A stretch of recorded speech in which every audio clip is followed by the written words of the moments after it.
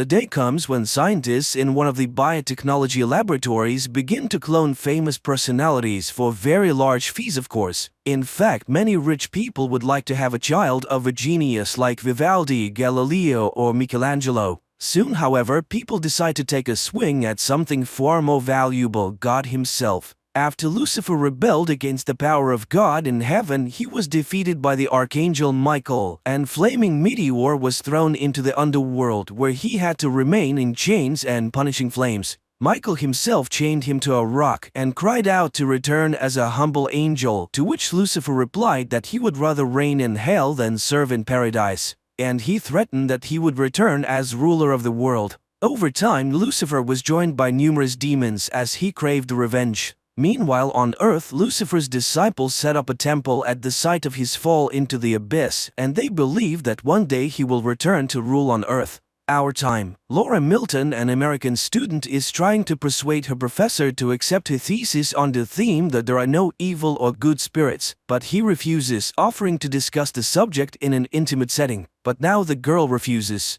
At the same time, a rare exhibition begins at the museum, the Shroud of Turin, which contains the DNA of Jesus and is a record of the fact of his resurrection. Everything is on display. Laura enters the museum after receiving a pass, a badge from a priest she knows. Marconi explains that Christ was wrapped in the shroud the day he died, but that when he rose from the dead, his body shone so brightly that his imprint remained on the cloth. Thus, the shroud is a picture of Jesus. The priest then escorts Laura to the statue of the Archangel Michael, who has been brought to the museum to guard the shroud. The War of the Angels was the first war and the first evil, but Laura disagrees. Evil is not an external mystical force, it is a personality, and when trouble happens to loved ones, it is foolish to blame the devil. But Marconi is sure that only Michael stands between the devil and men. There are many prophecies that Lucifer will return, but the father hopes that he will not find a way out. The priest leaves to go about his business, and Laura gets comfortable and begins to draw. Suddenly, she hears her name, but no one is around. She calms down and continues to work.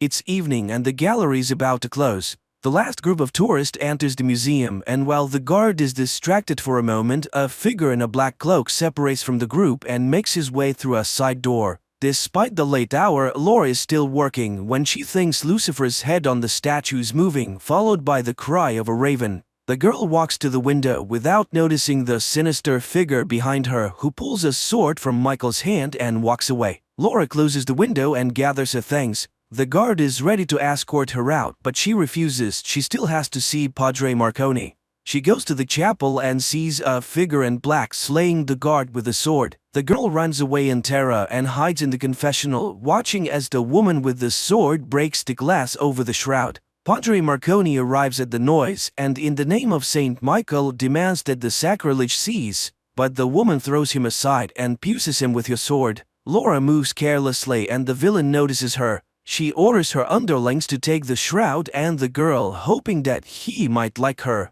The bandits leave while the mortally wounded priest summons the Archangel Michael to occupy his body and defeat his enemies. Immediately, a luminous whirlwind descends from the heavens and the father comes to life. He tries to catch up with the villains, but they drive away. The plot is moved to a private auction where one of the scientists, Dr. Laurent, explains that he has managed to create a procedure by which he can grow babies from the DNA of great men, thus resurrecting the most prominent figures in the history of mankind. And as proof, he presents the reincarnation of the great Vivaldi and his proud parents. The next lot, he presents the new Michelangelo Buonarroti, and the whole rises in a burst of delight. The bidding begins when a woman in black appears in the gallery and beckons to the doctor. He rushes to her call. The pair travel to the devil's castle where the doctor sees the shroud. At last, Lucifer will have a decent home. Meanwhile, Laura is dragged into some room where several girls are already sitting in chains.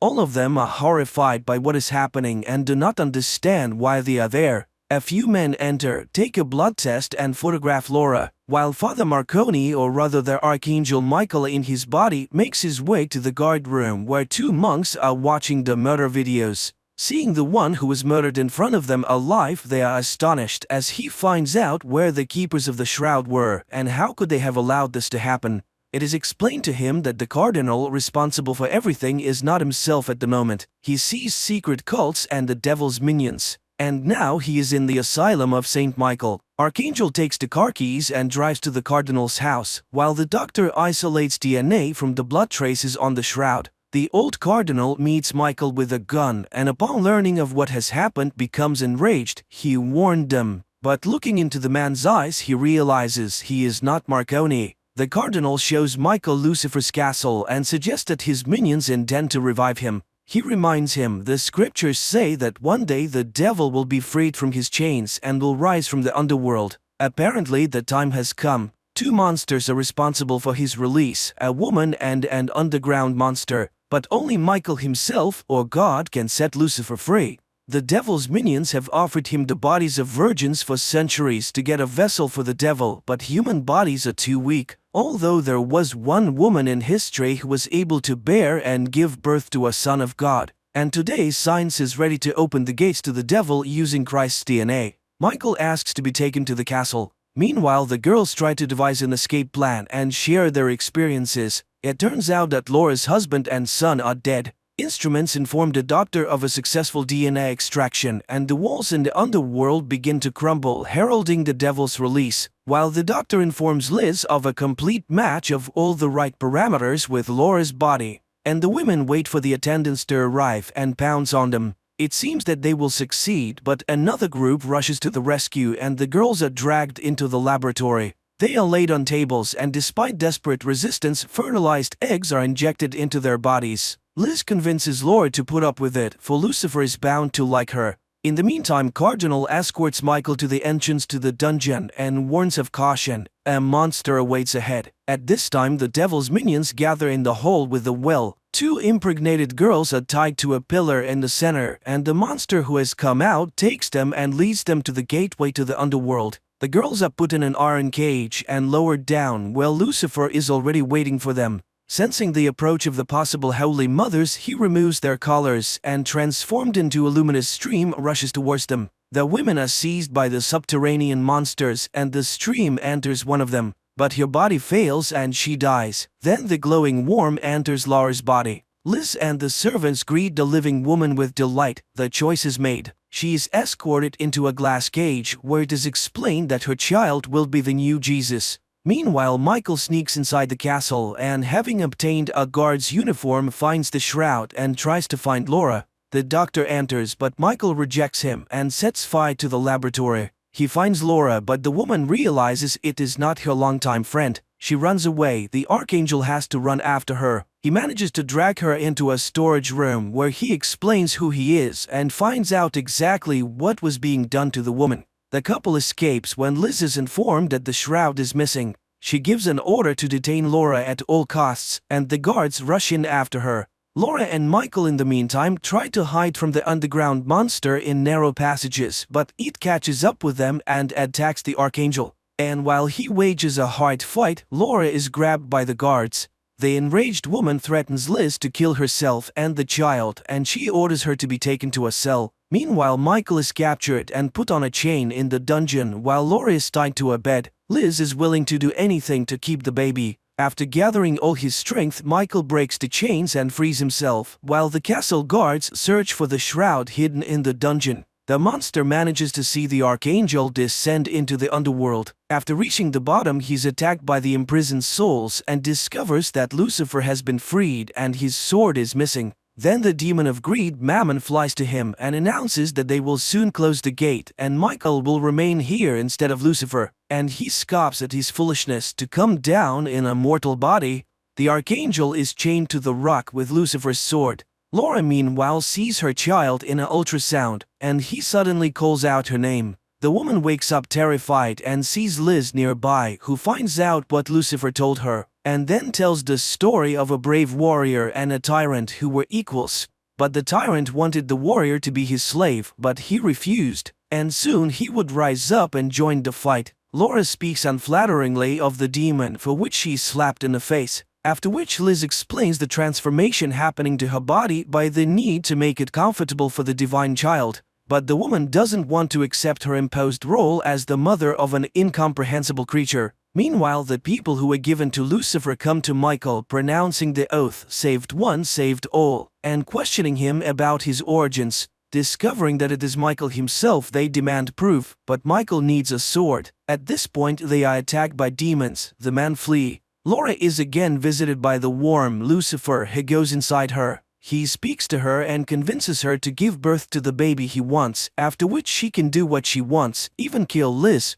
The woman calms down and sees herself with the baby in her arms. But one day she frees herself and terribly mutilates the guards and escapes from the ward. When she sees the consequences of her actions, she is horrified. What has been done to her? She manages to make her way to a warehouse, and after locking herself inside, she drinks a canister of chlorine. Liz finds it and promises that soon Lucifer will consume her completely, and then she will find peace. But then Laura suddenly gains unprecedented strength, grabs the hated Liz, and spews the contents of her stomach on her. From Laura's womb, Lucifer himself begins to speak to Liz and demands that the woman be killed as soon as he is born, and to destroy all who knows of what is happening. Laura is imprisoned in a glass sarcophagus to prevent any further attempts to kill the child, and Lucifer returns to the underworld where he sees Michael and taunts him. He offers an alliance that no one will be able to defeat, but the archangel refuses to support the rebel. He thanks Michael for his new home, the body of Jesus himself, which will be his own. Lucifer flies away, and the archangel suddenly realizes this is not at all what he thought. It is not the devil but God who has chosen Laura. She will give birth to Christ, not the devil's vessel. He asks the people to bring his sword, but the demons are close and the sword is heavy. But two men risk their lives to bring the weapon, and Michael is set free. He dispels the demons and promises to return for his saviors. Michael returns to Earth and finds the shroud. Then he goes to Laura's sarcophagus. He is horrified to see her change and tries to tell her that this child is not evil at all. It is he who will defeat the devil. But Laura gets out and throws Michael away. Then she stands over him and tells him that the waters are already breaking. Searing jets pour out on the archangel and he screams in pain. Losing his strength, Laura places Michael in her lap and demands that he kneel. He refuses and the woman sinks her fingers into his neck. With the last of his strength, Michael promises that the devil will not be able to control the child. He is the one who will defeat Lucifer because the blood of Christ does not flow and good is always stronger than evil. Enraged, Laura throws Michael aside and begins to destroy everything around her. But then the birth begins. The devil's followers gather in the castle courtyard while Liz takes the born baby away. Laura is thrown down the well and the monster takes a chain with a sharp tip and goes into the courtyard. Liz brings the baby out and shows it to the assembled people. The end of God's tyranny has come. She orders the people to kneel and calls upon Lucifer to receive the baptism of blood. At the same moment, the monster begins to spin his terrible weapon, crushing everyone in the courtyard. At this time, Michael comes to his senses and goes out into the yard as the doctor kisses the baby and dies under the blows. Liz carries the baby away, and Michael finds Laura, who has managed to hold onto the edge of the well, and pulls her out. The pair catch up with Liz's car, and while Laura picks up her baby, Michael calls him the God who chose his mother. He asks the woman to find the cardinal and goes to the well himself. He seals the entrance to the underworld where all the demons of hell have rushed, but the monster rejects him and opens the gates again. And then Michael detonates the explosives he set earlier. The castle explodes to the great joy of the cardinal. A bit later, the cardinal and Laura with the child in her arms come to the temple and return the shroud. And Michael descends into the underworld and frees the people who believed in him. After a while, Liz observes Cardinal and Laura with a grown boy walking through the woods, and she calls the baby Lucifer. And he turns around and shows a dark jet showing out of his nose. Then he turns away. Pretty unusual film which raises the themes of the struggle between good and evil, but viewed through the prism of the scientific achievements of our time. And some doubts arise as to whether man truly understands what he is really doing.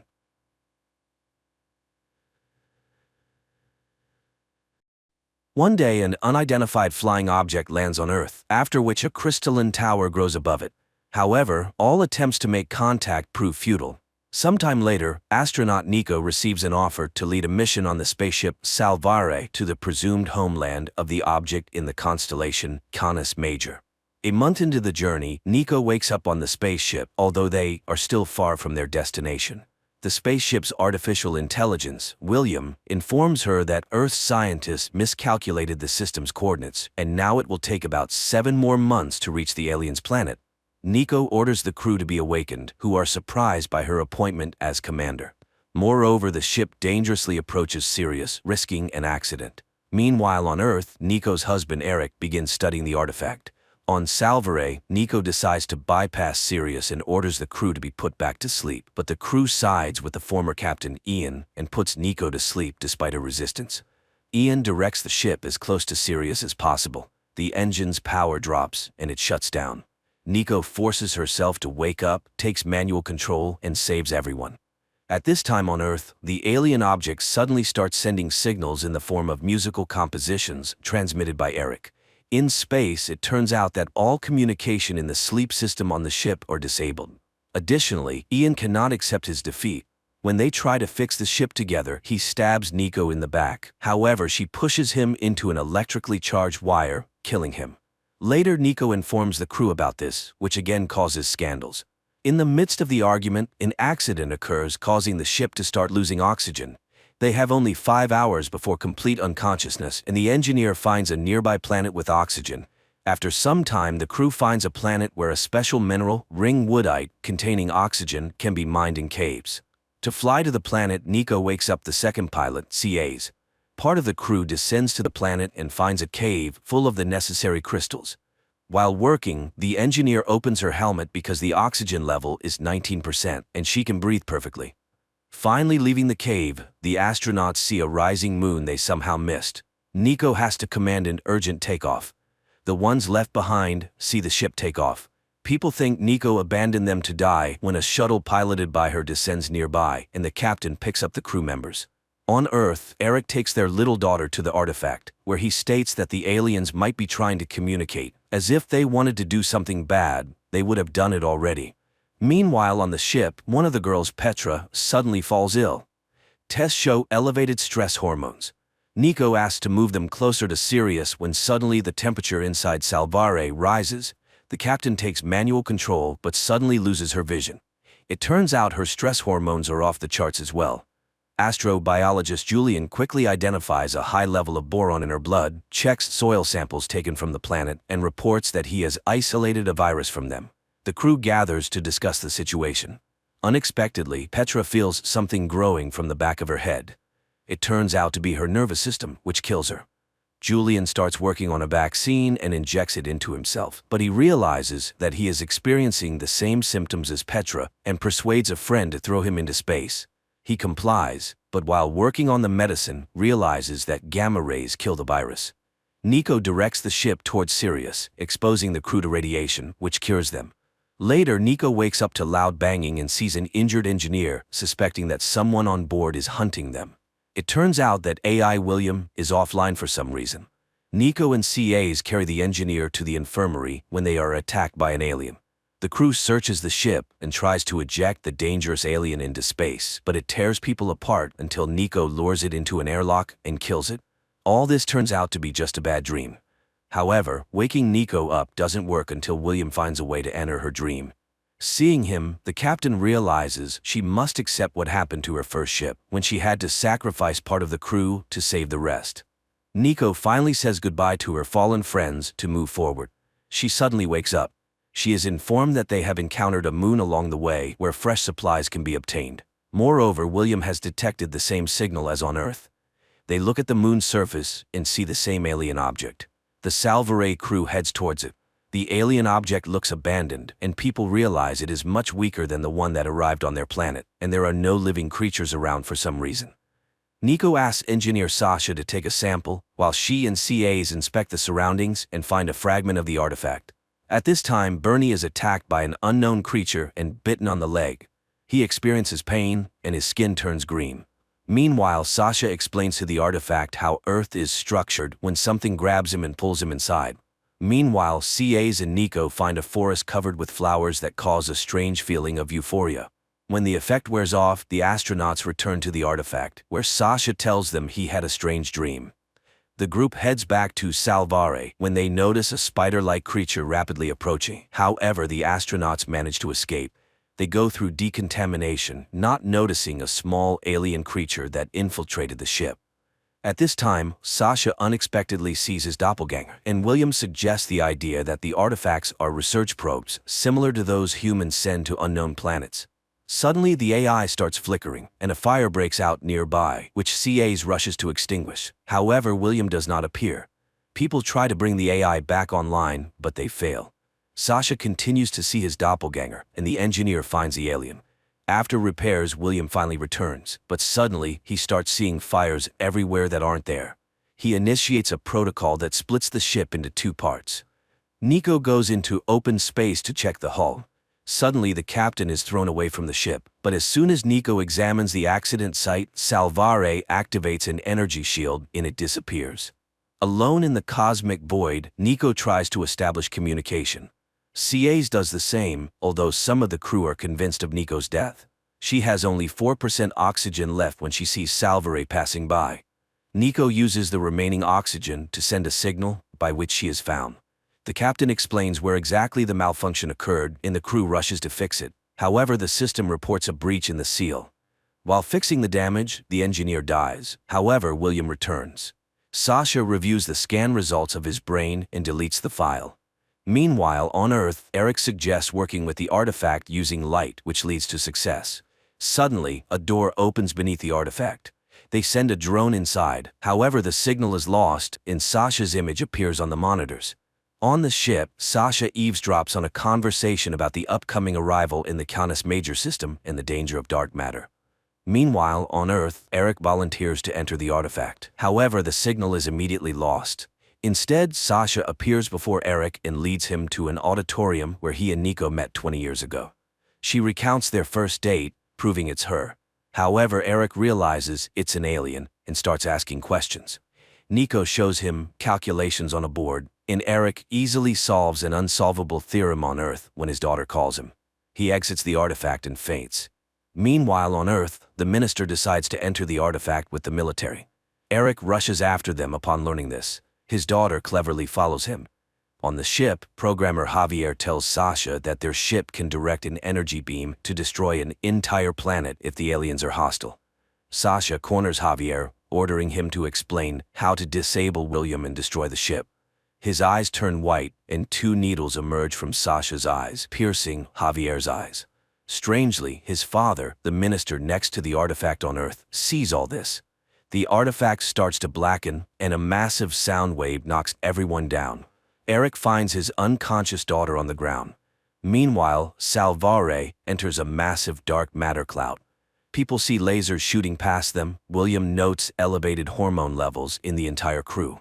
It seems dark matter increases serotonin levels. The lasers are charged hydrogen particles, and everyone is experiencing hormone effects similar to illegal substances. Sasha watches the merry crew. Later, he disables access to ship controls. His double, visible only to Sasha, suggests waking all the engineers to figure out how to disable the planet killer function. However, William's scream is suddenly heard. Meanwhile, on Earth, it turns out Jana has developed acute leukemia due to the artifact. On the ship, the malfunctioning AI William tells Sasha how to reboot him. Later, the team finds a CT scan of Sasha in deleted files and realizes he is no longer human. An alien parasite is in his brain. They hear the second pilot's screams and see strange tendrils emerging from Sasha's eyes, reaching for the pilot's eyes. Nico and CAs manage to save the pilot, lock Sasha in the control room, and activate the alarm. Nico realizes the aliens chose Sasha as the crew's killer because she treated him dismissively. Then she notices William also looks strange. He needs a backup, but those files are no longer available. On Earth, a journalist who visited the artifact agrees to an alien implant and now says the aliens are called Akaya. The energy surge was defensive, not knowing Jana had a genetic anomaly. However, the Akaya can cure her. Meanwhile, the engineer connects Salvare's cooling systems, but Sasha disconnects them again. They go back and forth until Bernie electrocutes the system and himself simultaneously, breaking all connections. Sasha then tries to cut off oxygen supply to all lower decks, but a severe headache starts. He admits it's not him, but Akaya, opposing the captain. Nico asks him to convey to the aliens that they don't want to fight, but if he kills everyone on the ship, it will force humanity to act with force. Nevertheless, he cuts off the oxygen, directing the ship towards a black hole. Nico orders an evacuation to shuttles, but plans to stay on the ship and fix the situation.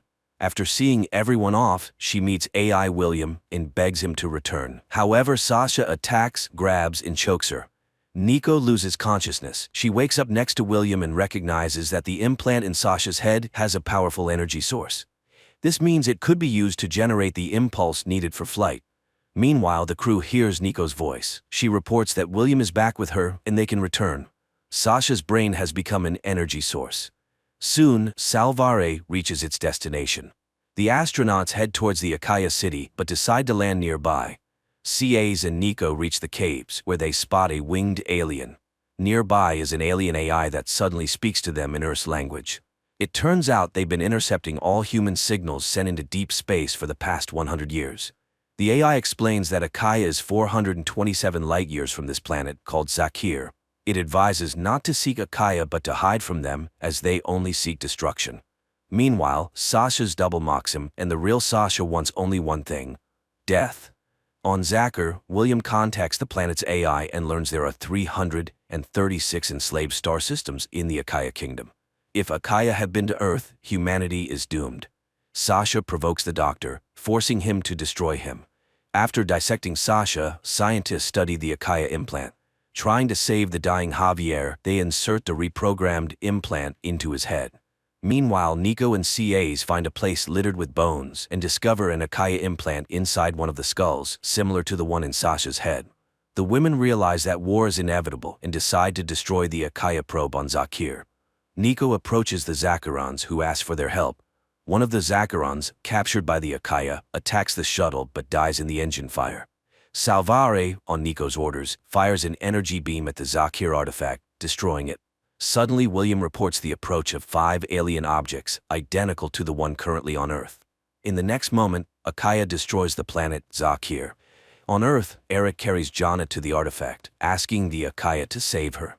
The artifact opens its doors. The journalist tells her followers that the Akaya want to be friends with Earth. In space, the crew of the ship is shaken by the destruction of the planet. Moreover, the debris from Zakir hits part of the ship and kills a crew member. Nico orders everyone to head to the cafeteria, and she herself goes there through the air duct. The ship's protective screen may not hold, so they need to get out of the blast wave urgently. Meanwhile, William has to confess that based on Sasha's alien implant, he created another AI, half human and half Akaya. The commander demands to destroy it, but it assures them that it is not dangerous to humans. Nico has to wake up programmer Richard, who suddenly wonders why Nico was given such an incompetent team for such an important mission.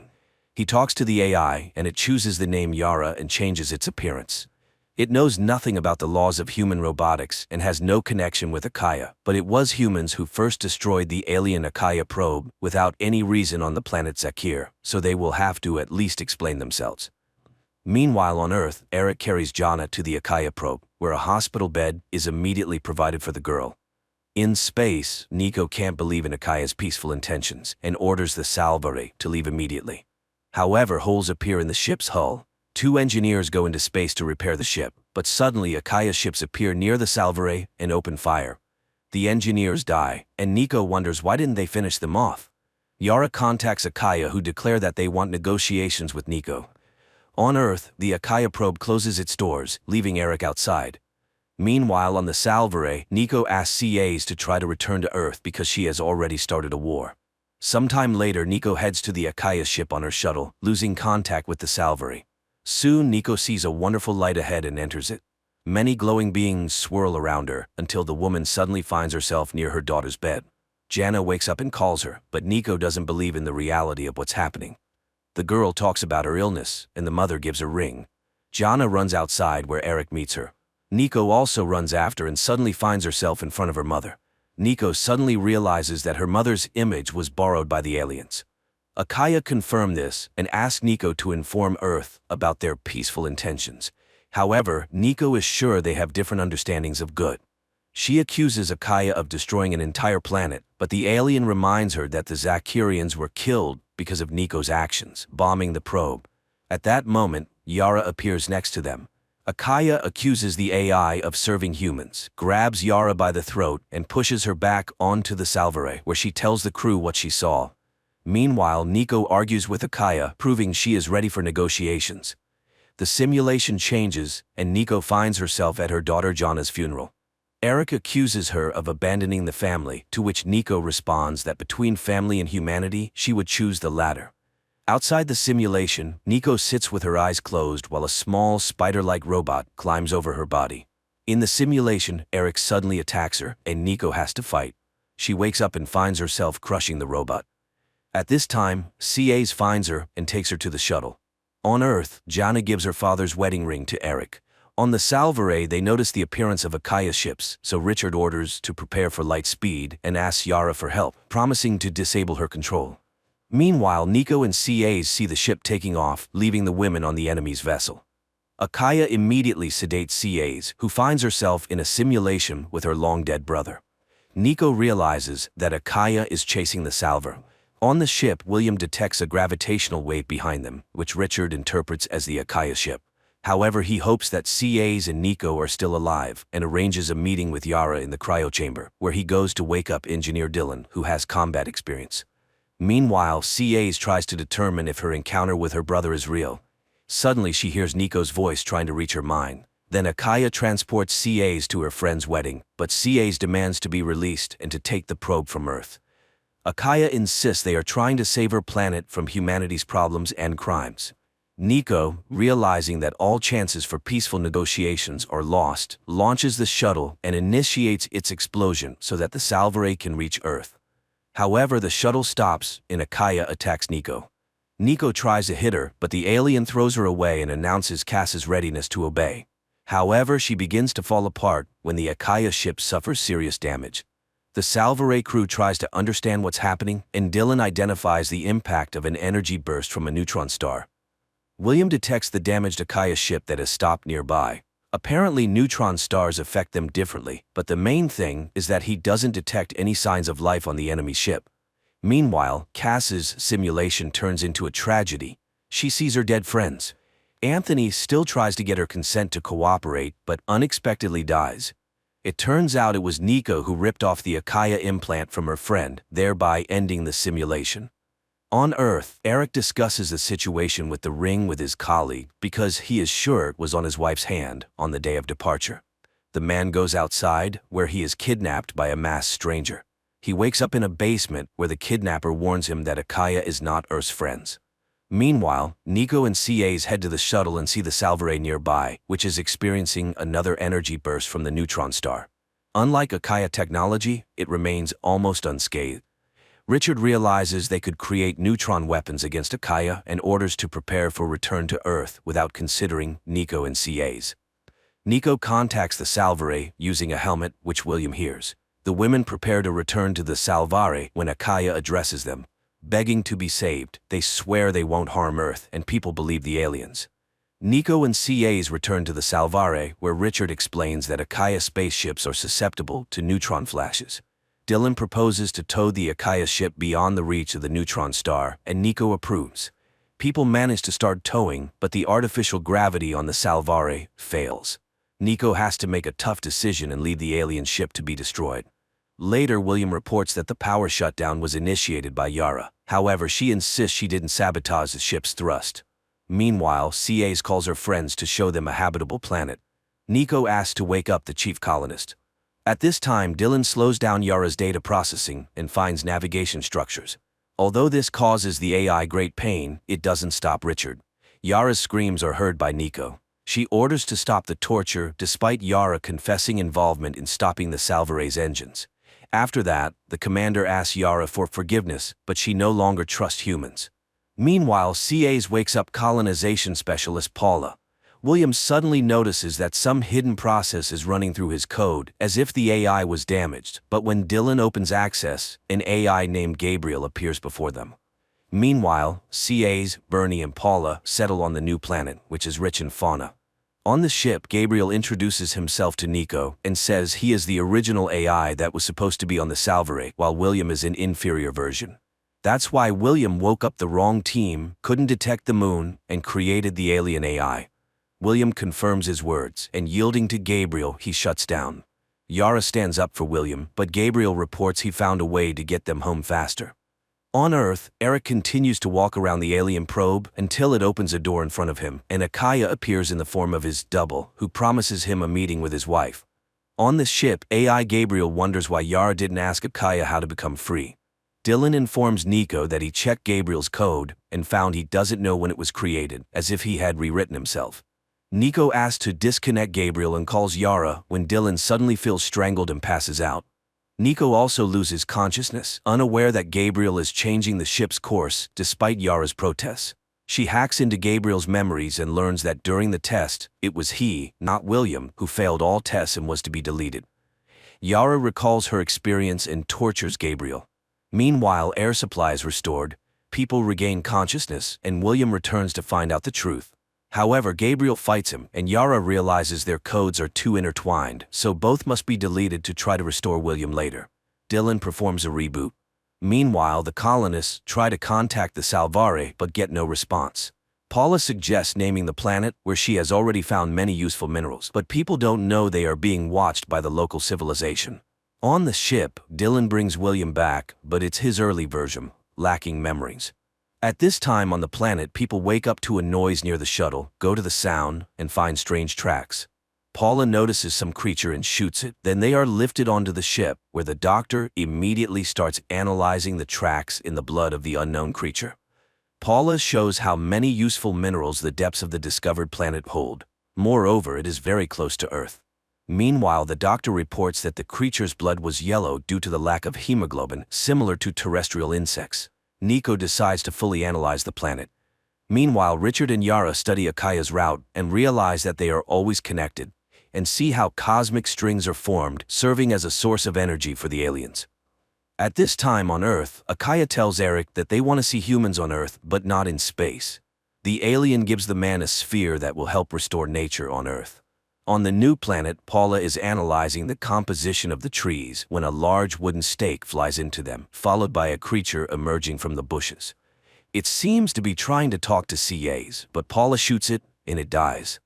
Later, CAs tells Nico about the creature, which she describes as having war paint and being armed, but Paula characterizes them as cavemen.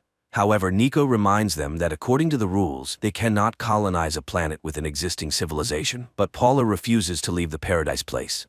Meanwhile, Yara explains to the commander how Akaya's cosmic strings work and suggests doing the same. Dylan starts testing and stabilizes the wormhole. It soon shuts down, but people manage to get data from Earth. On the same day, CAs discovers that Paula launched colonial capsules on the new planet without permission. She points a gun at her. Nico is just watching the messages received from Earth and realizes that her meeting with her daughter was real. Apparently, Akaya can send not only information but also matter through wormholes. At this time, CAs and Paula fight because the colonist doesn't want to return to Earth. Nico releases her team and informs the crew that they are preparing to return home in a new way. The Salvare begins its journey through the wormhole. They can already see Jupiter, but the wormhole dissipates earlier than expected. Nico orders everyone to move to the lower deck and takes manual control, splitting the ship into two parts. At this time, Yara confesses to Richard that she could never forgive him, therefore she blocks his path to Earth. Nico says goodbye to CAs and asks her to tell what they have learned about Akaya and to protect Earth. Then she initiates manual control, which separates the lower part of the ship. She watches as the Salvare goes through the wormhole and smiles, but then Richard approaches her and tells her about Yara's actions. The commander isn't angry because she has a plan. Meanwhile, Eric and his team test the sphere given by Akaya. They lower it into a polluted lake in the middle of a wasteland. There is an explosion, and the desert is covered by an ancient forest, with the soil beneath it pristine. The excitement is interrupted by a report of instability in the Jupiter area. People realize that a wormhole has formed there and something is moving through it. It's the Salvare entering the solar system, but CAs forbids contacting Earth for now, where Eric is just making a report that they witnessed the creation of an entire ecosystem, proving Akaya's good intentions. On the Salvare, they watch the broadcast and develop a plan to hide the data on using neutron radiation as a weapon against Akaya. CAs learns about Yara's actions. The AI behaves strangely, and CAs ask Dylan to heal her because she is the only chance to reopen the wormhole and save Nico and Richard. She then starts a broadcast, introducing herself as the commander of the Salvare and announces that Nico sacrificed herself to save others. Eric calculates that Nico has more than 2 weeks of oxygen left and can still be saved. He and his colleague Seth go to the Akaya probe and ask for help, but it remains silent. Suddenly, a door opens in front of Seth and the man steps inside. Meanwhile, on the ship, they seek a solution to the problem with Yara, as the Akaya code can read the data about the neutron weapon. On Earth, Seth returns from the Akaya probe and reveals that he has accepted an Akaya implant into his brain. Meanwhile, Dylan finishes uploading Yara's matrix to the shuttle's mainframe, announcing that she is ready for departure. She thanks William for her creation and leaves, thinking she is returning to space. CAs warns the crew that they must keep the information about Akaya's vulnerability to themselves until they understand how to use it. On this day, the Salvare returns to Earth. Eric rushes to CAs and asks for help to save his wife, but Yara is gone, and Akaya does not want to help. However, CAs manages to whisper to him about the secret materials. Then the crew is taken to hidden underground rooms where they are held illegally. Seth admits that he installed a bug on Eric and knows about his visit to the resistance group against Akaya. Now his people are killing the resistance fighters. Meanwhile, on the shipwreck, Nico builds a solar sail to travel to the colony planet. They have 10 days left until arrival, so they have enough oxygen. One day they suddenly hear some knocking, but Nico dismisses it as a meteorite. But the next day, Nico sees an increase in estimated time. People throw unnecessary items into space, reducing the arrival time. That day, Richard hears a noise but can't figure out what it is. Later, Nico finds abandoned items, realizes that someone is on the ship and suggests to Richard that they search it. Armed, they check all the corners. In one of the halls, Nico clearly sees Akaya, but it turns out to be just scraps of plastic bags. Then a signal about damage to the outer sail comes through. Nico goes to the airlock, where she suddenly sees glowing Akaya beings. However, Richard tries to convince the captain that she is hallucinating. Meanwhile, on Earth, CAs admits to Eric that she doesn't remember their conversation about hiding the secret. The man suspects that Seth erased the astronaut's memory. Meanwhile, William tries to recall everything his prototype knew. He allows Yara and the hologram of Nico to merge with him into a single whole and remembers everything that happened during the space journey. In space, Richard discovers that the hallucinations were due to too high atmospheric pressure, but now everything is fine. Suddenly an alarm sounds, and they see a ship that does not belong to Akaya. Later, Nico finds herself tied to a table. Richard, and then she, are cut with a laser, causing the woman to lose consciousness. When she wakes up again, she sees some liquid pouring over them. Waking up again, they find that they can move, and there are no scars on their bodies. However, they are clearly being watched.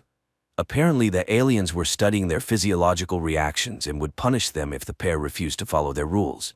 They go to the open door, but when Nico moves forward, the door closes, separating the pair.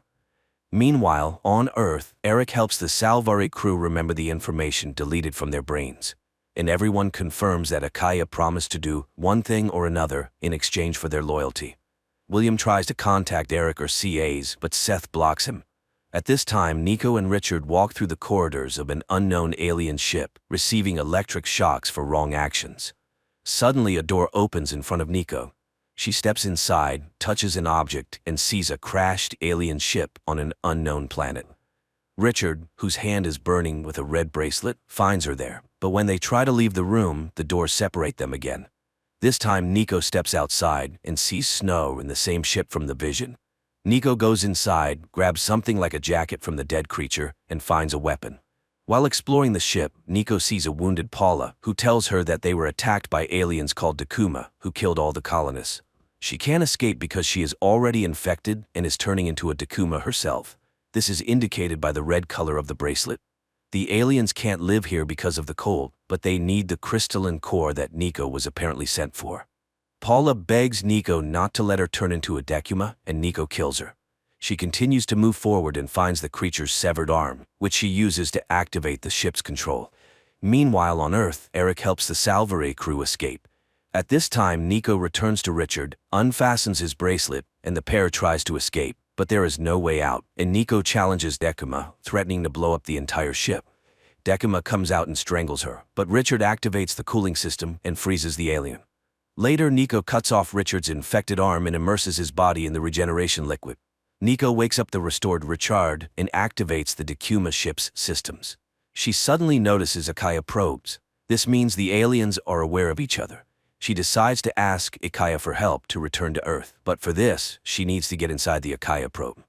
Meanwhile, CAs and Eric reach the Salvare and call William, but he does not respond, as his developer Ursula and Seth are working on him, planning to destroy him. At this time, on the Decima ship, Nico and Richard find various weapons belonging to captured species. Richard dons armor and steps onto the unknown planet first. Struggling to get used to the thin atmosphere of the planet, they find a cave where the Akaya probe is located. In the cave, they find inscriptions on the walls and the bones of creatures that once lived there. Suddenly, the probe opens its doors in front of them, and the pair steps inside. At this time, Seth tells William that Nico and Richard are on the planet Chitala, and he orders Eric to be brought to him to implant his head. William immediately informs Eric about this, and although CAs tries to protect him, Eric is captured. William tells him that his wife is alive, but to bring her home, he must accept the implant into which William will be uploaded and become the new William in a human body. Eric agrees, and Seth immediately kills the guard, from whose mouth an alien spider emerges and moves towards Eric. However, William refuses to continue until Nico and Richard are safe. Seth immediately mentally transports himself into the probe, meeting Richard and Nico. Receiving consent to accept the implant, he announces his intention to open the door to Earth for them. At this time, CAs enters the room, and while she hits Seth, Ursula volunteers to help William, having seen what Seth is capable of. Taking advantage of this, Nico and Richard run through the door and find themselves on Earth. Seth reports that Akaya is angry and their ships are ready to attack. The survivors joyfully communicate by radio when they are met by the military, and Nico asks them to hurry and prepare the army for Akaya's attack, especially since they know how to kill them. Meanwhile, Eric and William adjust the Salvare's thrusters, turning it into a neutron weapon. Suddenly, a signal indicates the appearance of a wormhole between Earth and Mars, from which an Akaya ship emerges, and the Salvare destroys the alien ship. Everyone is happy that the neutron weapon worked. The commander and Nico recognize that relations between humanity and Akaya are bad since the aliens spread death everywhere, but Seth is sure it's quite the opposite. At this time, people detect dozens of opening wormholes, and Seth makes new demands to accept Akaya's ships in implants, and most importantly, to destroy the Salvare. Then Akaya will spare Earth. Later, Nico and Eric see each other again. He returns of her wedding ring, and she gathers the team and announces that a total of 59 Akaya ships have been detected. Then William suggests studying the debris from the already exploded ship where a captive Akaya is found, who behaves very quietly, apparently due to the lack of a power source. During the study of Akaya, it is revealed that Akaya is a highly developed AI that captures the universe by destroying biological life. Then Dylan proposes using a computer virus that will be implanted in a human. Then it is necessary to implant the Akaya implant into the infected human to infect the entire Akaya system with the virus. CAs volunteers to be a test subject. While discussions are ongoing, Nico quietly reaches Akaya, announcing that he can return to his kind within her. Eric tries to stop his wife, but is too late. She accepts the implant, and Eric releases the virus. Then CAs leads Nico inside the probe. They are met by Akaya, who says there will be no negotiations because humanity is a cancer in the universe. The alien taunts Nico, turning into people close to her and saying hurtful words. Suddenly, Eric sees the probe begin to disintegrate, and Akaya starts to feel pain. Nico shoots him with his own gun, grabs CAs, and they leave the probe, which is eventually destroyed. After all the events and victory, Nico finally embraces her family. Unexpectedly, the commander reports that new wormholes have opened. Signals come from all corners of the universe. Thousands of alien civilizations reach out and thank them for being the first to fight back against Akaya, instilling hope in other civilizations in the universe. This concludes the series.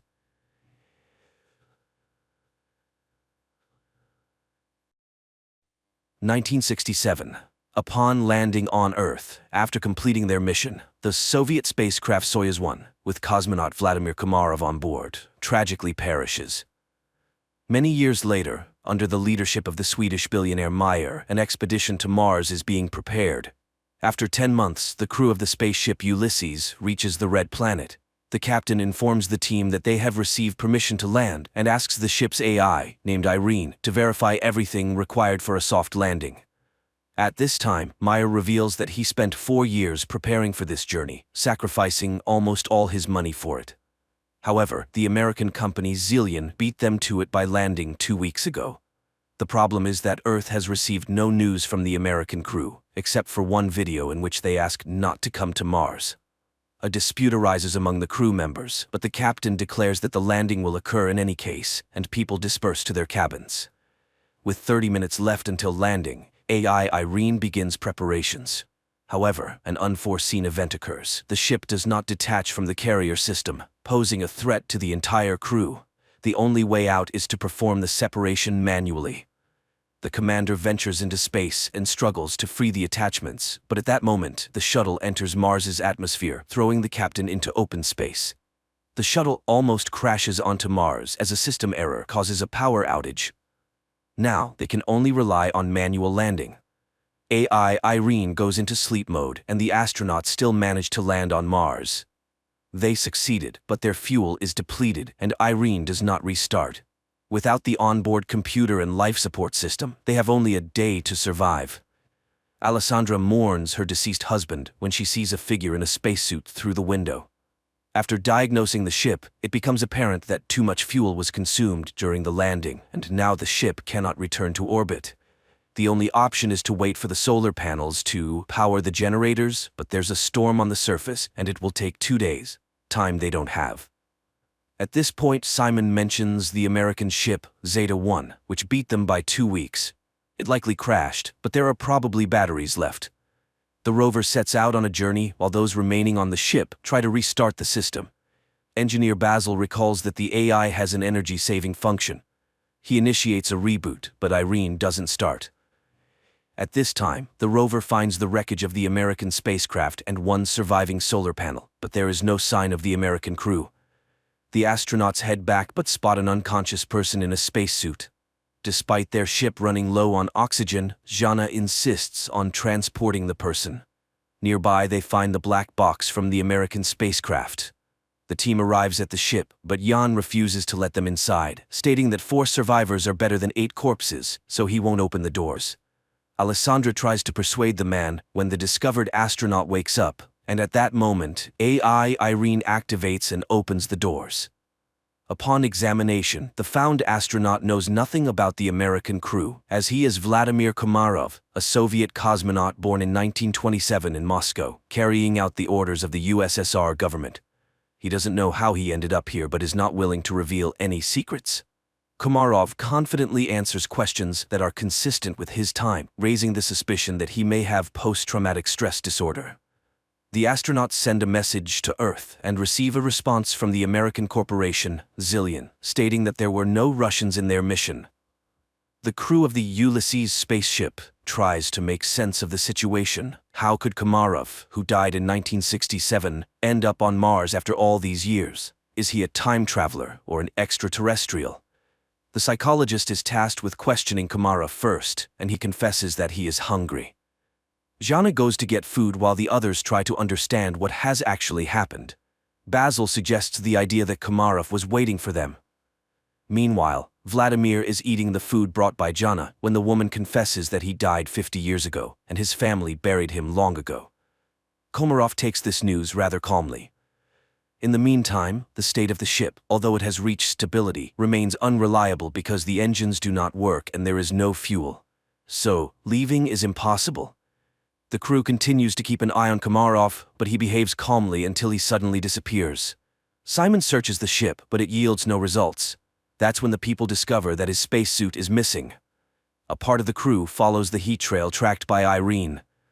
The group, led by Simon, leaves the rover and continues on foot when Alessandra reports that Komarov's DNA analysis showed the presence of a third strand. He is not human. And then they catch up with Komarov, who leads them to an unfamiliar structure with a small stone pyramid on it and tells Jana that Mars has been waiting for them for a very long time. At the same time, Goldstein, the founder of the Zillion Corporation, whose ship was the first to arrive on Mars, is informed about the discovery of a person on the Red Planet who couldn't have gotten there naturally, suggesting that he was created on site. However, only AI could survive for such a long time on a hostile planet for humans. This implies the need for further study. Meanwhile, Komarov cannot explain how he opened the door and found himself in the location where they discovered him. AI, Irene conducts an analysis of the structure and determines that it is identical to Earth structures from ancient civilizations. It means that someone was inspired by human civilization, or humans borrowed these elements from extraterrestrials. The ship's crew increasingly ponders whether they will be able to return home when they notice the landing of Goldstein's second ship. Soon, the captain of the ship, Gemma, establishes contact and promises to help them return to Earth. However, Meyer does not trust Goldstein and advises hiding Komarov from competitors. Jana brings Komarov a uniform so that he does not stand out when the visitors arrive, and he requests that they trust him. Shortly, two armed military personnel, Edward and Adam, arrive on their ship and behave rather aggressively. Edward demands that they hand over the black box from the Zeta-1 ship and, not hearing agreement, orders his partner to search the ship. Meyer hands over the found black box and they depart. Meanwhile, chemist Eva reports that the stone found on Mars consists of an alloy that does not exist on Earth. However, it is known from ancient sources and was once called orichalcum, the metal of Atlantis. In addition to copper, zinc, nickel, and iron, it contains a third strand of DNA, similar to Komarov's. Meyer warns that if Goldstein learns about this, he will take the cosmonaut back. The crew is divided into those willing to exchange him for fuel and those who are willing to stay but want to know the truth. Jana invites Vladimir into her cabin and asks for permission to use hypnosis.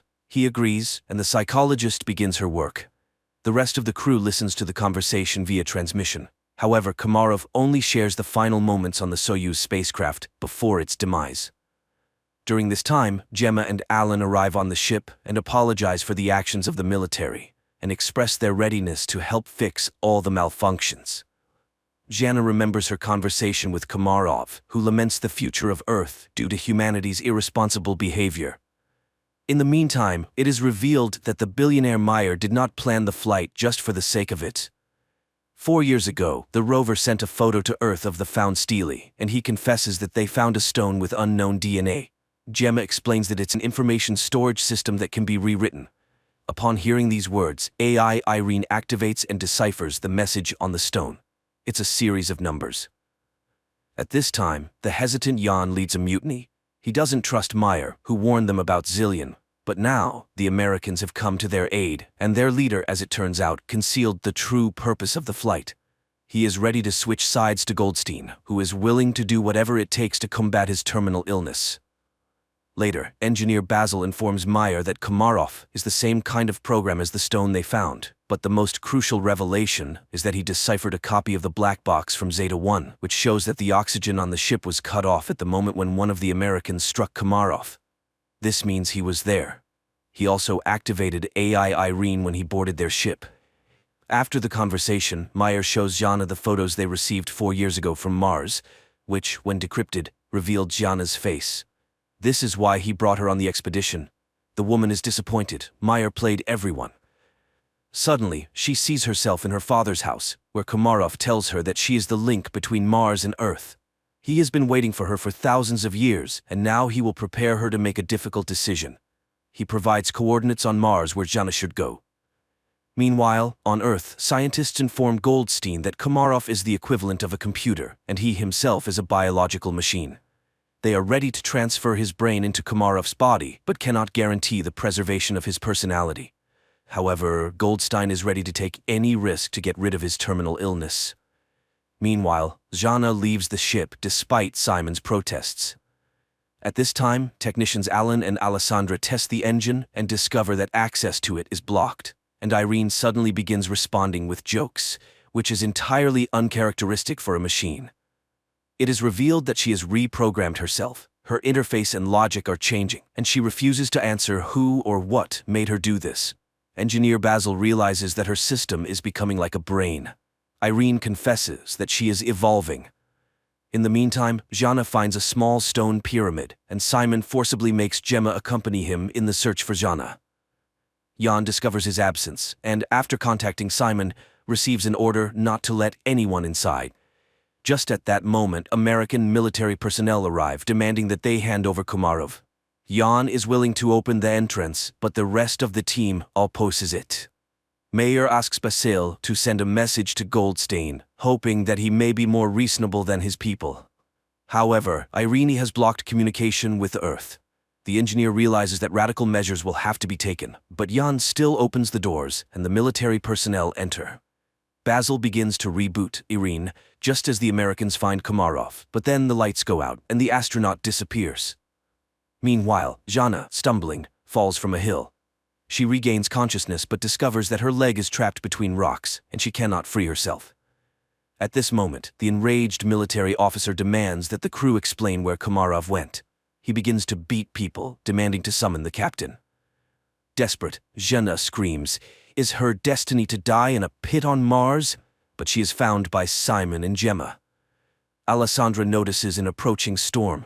The military officer is preparing to leave the Ulysses ship, leaving the people in danger. Suddenly, the lights start flashing, and the newly appeared Komarov asks to take him back to Earth.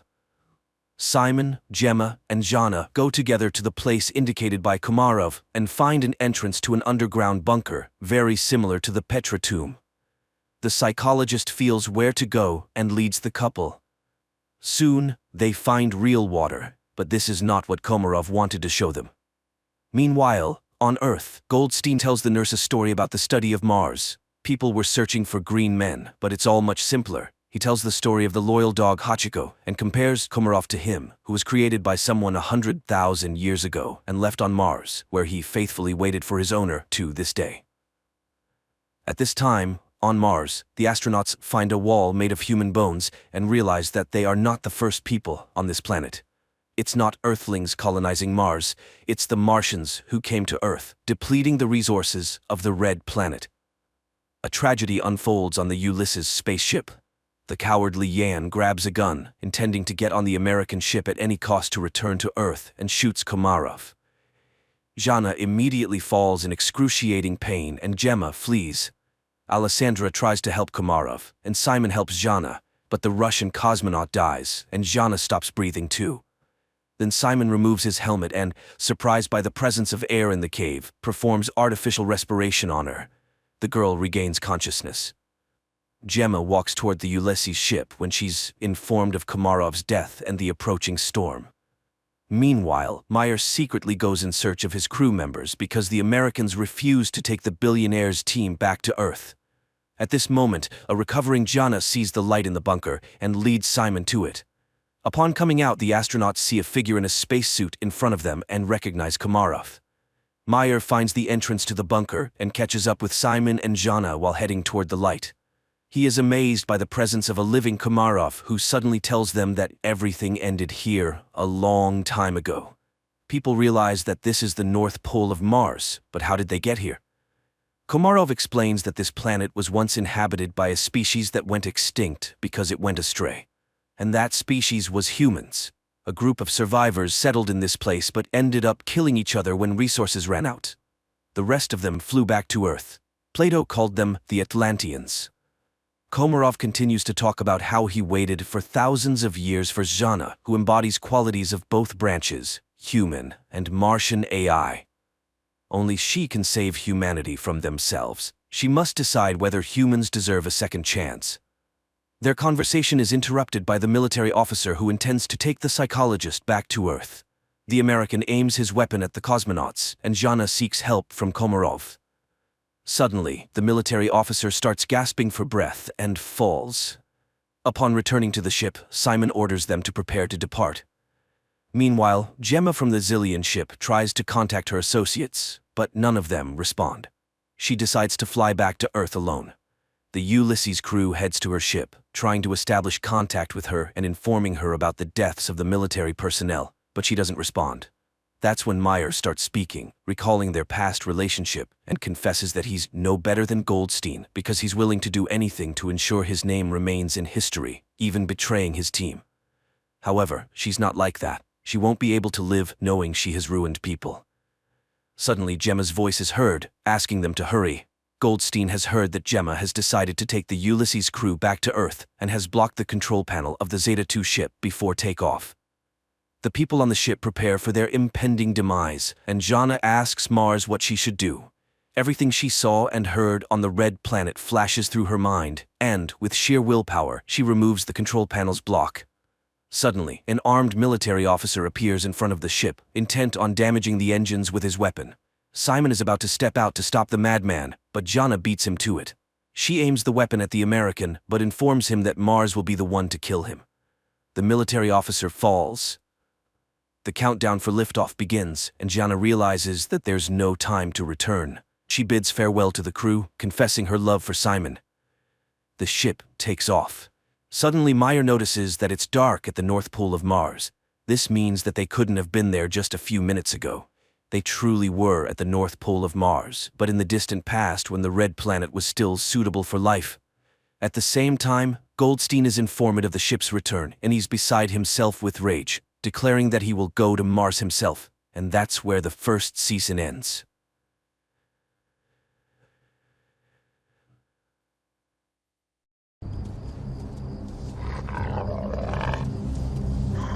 In the first scenes of the film, a woman is driving a car on a night highway.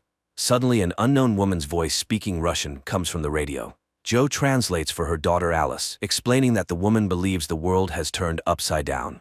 A police car appears behind them, and an unknown device lying next to Joe starts blinking alarmingly, but the police car drives past. Soon, the pair arrives at a small house. Joe starts a fire and puts the child to bed. She then goes outside to check the device left in the car, but hears her daughter scream and rushes back inside. However, Alice is asleep. Joe runs outside again, hears her daughter scream again, and runs off into the night. 5 weeks earlier, Joe is floating weightlessly as part of a group of astronauts on the International Space Station. She only sees her daughter and husband Magnus via video calls, and she conducts her next session from the cold nuclear fusion laboratory where Mission Commander Paul is working. He adjusts the equipment according to instructions from scientist Henry Calder on Earth. The scientists are searching for a new state of matter, but no one knows what it is. Suddenly, something crashes into the space station. Communication with Earth is lost, and a fire breaks out. Additionally, the commander's hand is trapped, and one of the Soyuz ships is severely damaged. Roscosmos takes charge of the repairs while the mission's doctor amputates Paul's hand. Henry insists they must save the capsule containing the cold fusion experiment results. Meanwhile, Joe goes into open space to inspect the crash site, unaware that Paul's heart has stopped. Suddenly, video contact with Joe is lost, and the center can only hear her communications. She then sees the cause of the accident: a desiccated body of a female astronaut in an orange suit labeled USSR. Joe tries to catch it, but the space mummy floats away. Joe reports everything to her colleague, and Irina, the head of Roscosmos, hears it on Earth. Learning of the commander's death, the center orders 3 mission members to return to Earth on Soyuz 2, while Joe repairs Soyuz 1-inch and returns on it. An emergency mode is set in the ship. Joe sketches the body she saw, sends it to the center, and begins repairs. Meanwhile, Irina tells Henry she ordered his equipment to be left on the station, as it may have caused the accident. Henry argues that this experiment could change humanity's life and must be brought back. The returning Soyuz 2 astronauts are greeted on Earth. Joe is asked to retrieve the capsule with the experiment results, after which communication is lost. On Earth, Henry brings equipment for a rescue mission to Baikonur, but Irina reports that there are no signs of life on the station. Joe is alive and continues repairing the equipment, resting in the shuttle where Paul's body lies. Later, she records a message for her family, but unexpectedly hears a man's voice telling her not to breathe.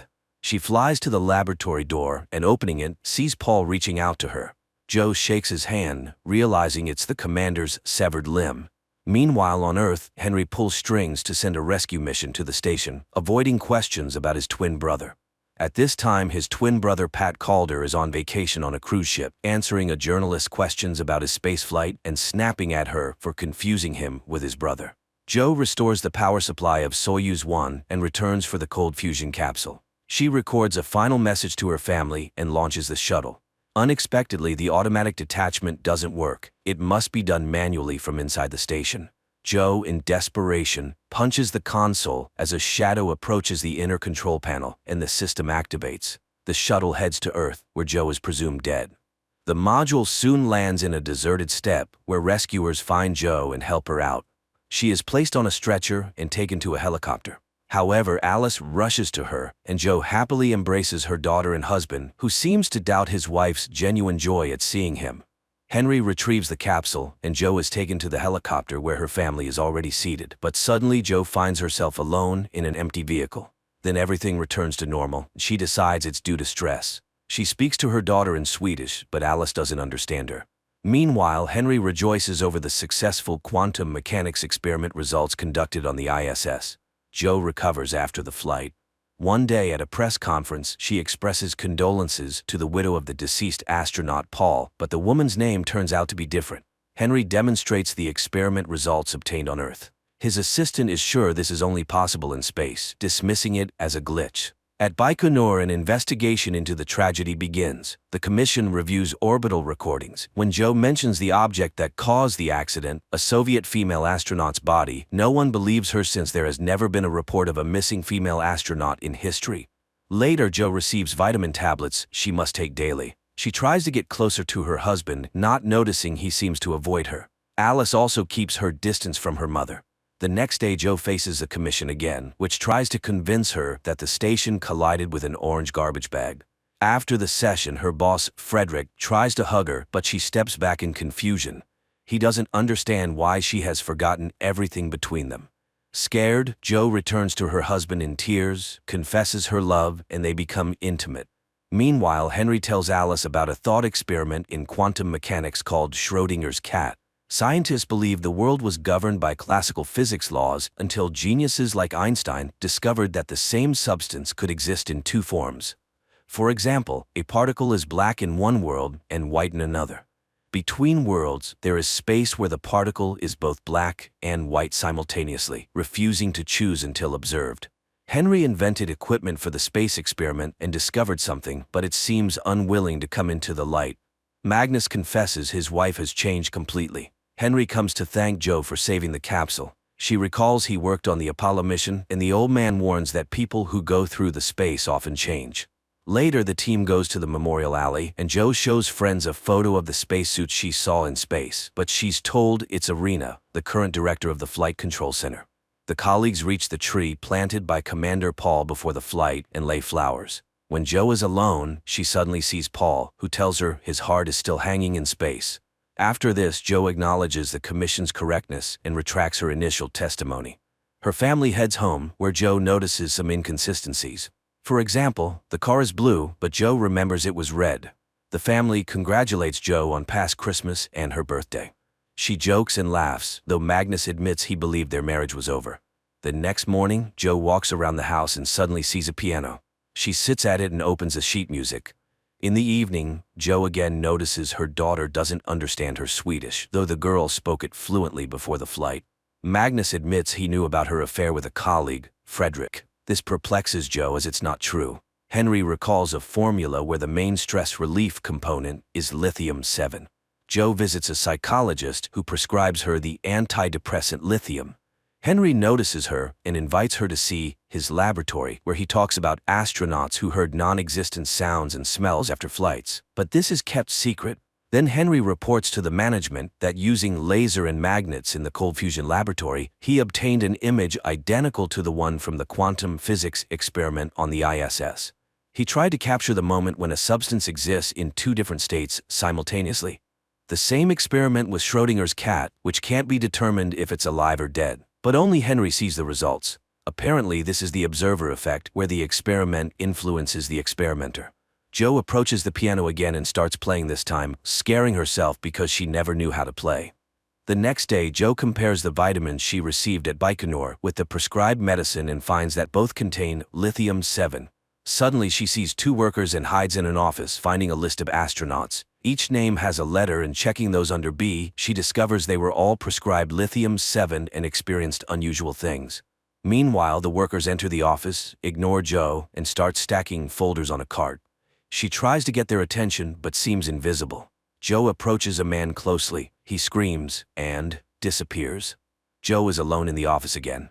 She goes to Henry's office, but he suddenly accuses her of excessive curiosity that will ruin her. Later, her colleague Frederick visits, not understanding what happened as they loved each other. Joe avoids the conversation.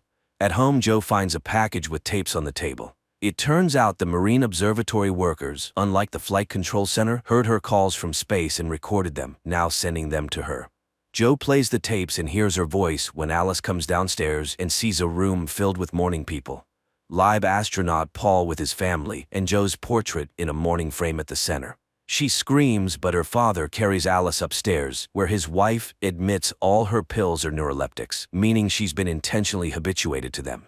She believes she was heard but deliberately left to die in space. Magnus grabs the phone to have her taken for treatment, but Joe pushes him and he falls, hitting the floor. Joe pulls herself together, calls an ambulance, and asks Alice to get in the car. On the way, she stops by the laboratory and steals the flask with the substance obtained in the quantum physics experiment. Henry hears a knock at the door but finds no one in the hallway when he opens it. The scientist closes the door, not noticing his twin brother Pat, who briefly appears behind him and then disappears. Irina calls, having just read an article about two particles entangled by quantum mechanics, where what happens to one determines the state of the other, even if they are far apart. He hangs up without responding. Joe calls Russian cosmonaut Ilya to ask what vitamins he was given on the ISS. He reads out the name with letter A. Joe explains that, unlike the rest of the crew, she was given neuroleptics. The cosmonaut is skeptical, but she asks him to check his pills and wait for her call. Henry discovers the flask theft. The next morning, Joe asks her daughter to describe her fears in detail. The girl admits she hears the voice of an unknown woman named Valya. Joe steps aside to call the observatory worker who sent her the tapes, but he unexpectedly claims it couldn't have been her and hangs up. Meanwhile, Alice brings her a drawing of her fear, showing the figure of a female astronaut in an orange suit whom Joe saw dead in space. Ilya checks his pills, which turn out to be vitamins. However, documents on the substances given to Joe are no longer accessible. Joe arrives at the Marine Observatory and meets the brother and sister who sent her the tapes. The elderly couple clearly heard her voice from space and recorded it. However, the recordings can only be heard on their ship at sea. They take Joe and Alice to a boat, sharing strange stories of people seeing odd things in space like angels, and often going mad upon returning home. They recorded everything, but there was little noise until Apollo 18. During that mission, the airwaves were filled. Deciphering these messages is challenging. The boat sets off, and the woman plays a tape recorded in 1967. It features the voice of a female astronaut returning to Earth in a damaged capsule, seemingly dying. That day, Irina allegedly returned unharmed from space. The woman can also let Joe hear Paul's voice, though everyone says he's dead. Joe refuses to listen. They head back to shore, and Alice secretly calls her father, revealing their location. The woman gives Joe the tapes. Mother and daughter drive to a forest cabin, analyzing everything that happened. Alice plays the 1967 tape again, recognizing Valya's voice from her visions. The woman is in pain and very hot, as heard on the tape. Henry looks into a mirror, calling his twin brother. When Pat appears in the reflection, Henry accuses him of stopping his medication and admits his space experience worsened everything. Joe and Alice continue listening to Valya, who says the world is upside down. Reaching the house, Joe plays a recording of her conversation with Alice before the collision, but the girl suddenly claims it wasn't her, as she doesn't speak Swedish. The action shifts to the ISS on the day of the accident, showing the other side of Schrödinger's cat experiment. Paul conducts a quantum physics experiment while Joe talks to Alice when an alarm sounds. Joe is thrown against the window, hitting her head and losing consciousness. Paul tries to help her, realizing she's dead. Her husband and daughter are informed of her death and fly to Baikonur. On the orbit, Paul stays to repair the shuttle, worried that accessing the laboratory is impossible, leaving the experiment results on the station. Joe's body is moved to the shuttle, but Paul struggles to accept her death's reality. Later, he rests before landing, recording messages. Again, he feels Joe is alive and even asks her not to breathe. He then contacts Houston, reports the body's damage, moves her from the ship to the station section, and locks her there. Preparing for undocking, the system fails. Mission Control reminds him that 2 people are needed to activate the system. Paul, like Joe in another reality, hits the console as a shadow approaches the inner control panel, and the system activates. The shuttle lands safely. Paul's family greets him, but he can't forget what happened, feeling guilty for leaving Joe's body on the ISS. He goes to her tree, laying flowers, and suddenly sees Joe before him. They stare at each other for a moment, then she vanishes. Later, Paul tells Joe's family how she died when he sees his portrait in a mourning frame. He's distracted by a question about visiting a psychologist and snaps back to reality. Later, the astronaut appears before the commission and recounts the experiment and the accident.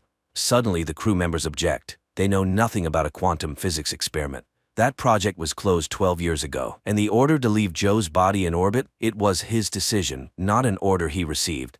Meanwhile, Alice is deeply affected by her mother's loss, constantly feeling that something is off. At the same time, Paul reviews footage from the Apollo 18 mission and is surprised to discover that 2 astronauts died during the launch under Henry Calder's command. He goes to his boss, but she only knows Pat Calder. There was no equipment and no Nobel Prize. The Apollo 18 mission was NASA's biggest failure. The man returns to his family and realizes that his wife's name is different from what he remembers. Later, his family goes to Joe's house for a memorial service, but Alice is hiding in the closet again, refusing to come out, convinced that her mother is alive. Seeing his crew, Paul doesn't want to enter the house, but his wife persuades him, though he admits everything feels wrong. Then his daughter brings Alice. He turns his head and sees another Alice screaming about what's happening in the living room. Joe rushes to the sound, seeing Alice from Paul's reality and trying to call out to her mother. Magnus takes his daughter away, and she asks to be taken to her mother's cabin. The next day, Magnus and Alice go to the lake house. At night, the father confesses he doesn't understand his daughter, who insists they will see their mother again. Meanwhile, Paul visits the house of Henry's twin brother, Pat, calling him Henry and stating that he conducted experiments under his direction. He wants to know the truth at any cost, but Pat pulls out a gun and shoots him. Alice sees a car approaching the cabin, and Joe gets out. And then everything gets confusing, so friends, forgive me if something is unclear. The girl hurriedly puts on her shoes and goes outside, but it's empty in front of the house. She calls for her mother, and Joe, in another reality, from the beginning of the film, turns at her voice but doesn't see her daughter.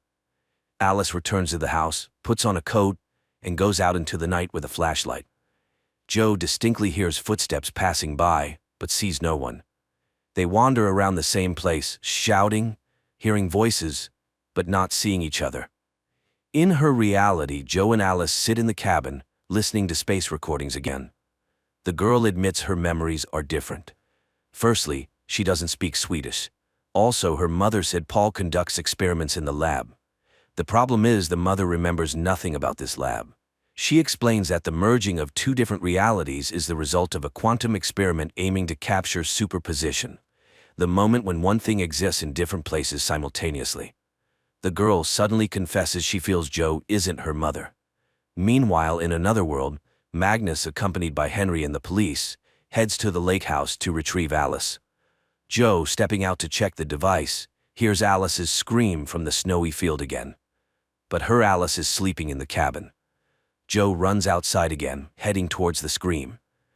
At this time, parallel Alice finds a similar cabin, but it's cold and empty. Despite the building's similarities, the girl finds many discrepancies. For example, the picture on the wall is different. She goes upstairs and finds a closet. Hanging her necklace on the handle, Alice climbs inside. But the door suddenly slams shut, and the girl starts banging and calling for help. Joe, wandering through the field, also sees this cabin. She rushes to the banging and finds Alice. Joe carries the girl to her cabin, puts her in a hot bath, and admits that Alice smells like herself again. Stepping aside, Joe finds herself between 2 worlds, with Alice standing by the bed in one and the girl sitting in the bath in the other. Suddenly, the second Alice stops seeing Joe, gets out of the bath, and calls for her mother. But Magnus wakes up and runs to her. Alice admits she saw her mother, but now she's gone again. Joe, meanwhile, orders the second girl to get dressed and takes her to find the second cabin and the other Alice.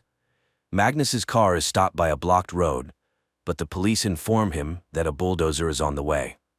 Alice asks her mother to come back, and Joe admits she doesn't belong to this world, urging them to figure out where the Joe from this reality went. Alice runs away, accusing her mother of madness. The second Alice goes to find the second cabin. Magnus follows her. The girl walks across the field, seeing a bead from her necklace in the snow. She follows the trail and finds a bag with a quantum device. Parallel Alice finds the second cabin. She enters, looks around, and takes an identical tape recorder, climbing into the closet. The second Alice also arrives at this closet and sees the tape recorder inside. The first Alice turns on the recorder and records her voice, calling Alice. The second Alice turns on the tape recorder and hears her own voice asking her to say something. While the girls establish contact, their parents search frantically through the frozen field and house. Jo finally reaches the closet. In her reality, Magnus approaches the same spot. Jo finds the tape recorder and hears the conversation between the two Alices. Magnus sees and hears the same thing. Terrified, he calls emergency services, reporting his daughter is missing at the lake. Jo gets into the car and heads towards the lake, as the kerosene lamp in her cabin falls and sets it on fire. The two Alices, sitting in the closet, look into the mirror and suddenly see each other. They say they are both looking for their mom. One Alice confesses that her mother died. At this moment, Jo notices the fire behind her. She turns the car around. The two Alices compare memories shared by Jo and conclude that their mothers switch places. Meanwhile, on the winter road, Henry Calder admits to Magnus that when he was on the moon, he thought his crew had died. But miraculously, they were alive. After returning to Earth, he started treatment. Rescuers finally arrive at the lake and start searching for Alice. Henry sees the fire blazing. Jo returns to the burning house, but upon entering, she finds no fire. However, the mirror reflects a burning room. Jo goes upstairs and finds her daughter in the closet, witnessing the conversation between the two Alices. Henry finds his quantum device stolen and lost by Jo. Jo hears the voice of the second Alice and sees her in the mirror. The girl asks her to come home, but Jo doesn't know how to do it. However, she promises to figure it out. She realizes the girls are dying, one in the fire, the other from the cold. She pulls the girl out and hands her to Henry, who has just arrived. Then she returns to the fire. Henry lays the girl in the snow and also calls for help, while Jo walks around the burning house. Suddenly, she sees Alice lying in the snow. She tries to revive her, hearing her voice behind. Turning around, she sees the second Alice, who suddenly says she doesn't feel her double. Apparently, the girl died, but Jo continues giving artificial respiration, believing she must save the girl. Suddenly, Magnus's voice calls out from the darkness. Jo tells her daughter to leave. Magnus sees his wife, unable to believe his eyes, and runs to her, finding his daughter. In the parallel reality, Jo revives the second Alice and starts looking for the second Alice. Rescuers grab her, thinking she's crazy. In the other world, Magnus brings Alice into the cabin, admitting he doesn't know what he saw.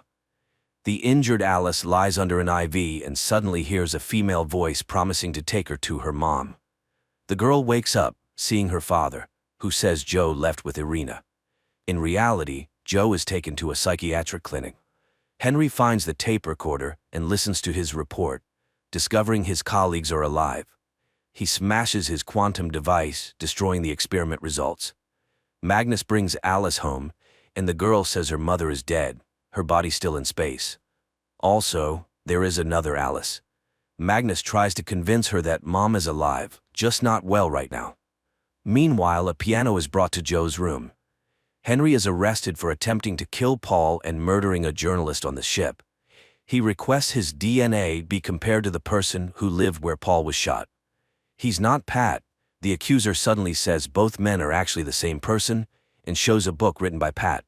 Henry denies writing it, revealing that his so-called twin brother is actually his double from another reality. Later, Henry shows the broken device to Frederick, blaming Jo for damaging expensive equipment. He has long opposed sending women into space, believing their psyche is unstable. That night, Jo regains consciousness and tries to escape the clinic, but the door is locked. In the morning, Irina examines her, finding no mental disorders. Jo claims there was a fire in the cabin, and before that, she saw her real daughter. Irina asks her to play the piano and says her daughter is with her father. Jo is impossible to convince. Then Irina announces that Jo is pregnant. They couldn't give her lithium, as they never prescribe it to pregnant women, so they developed special vitamins for her, which Irina asks her to take. Jo is horrified and refuses. She can't have this child, because then she won't be able to return to her real life. Irina says there's another patient like her in the next room, but she won't be able to see him. Joe suddenly recognizes her as the dried-up mummy in space. She screams the word she heard on the recording, but Irina runs away. She calls Henry and asks for a meeting. Pat Calder is interrogated with a lie detector, denying shooting Paul, though he invented the machine that could cause an accident in space. Joe sits at the piano, but Ilya comes to her. She's very happy to see him, asking him to find out where Henry Calder is. But he suddenly starts convincing her that Joe is experiencing astronaut burnout, which fortunately is treatable. Joe repeats that the ISS collided with Irina's body. In that reality, it wasn't Paul who died, but her. Ilya doesn't believe her, and she asks him to leave.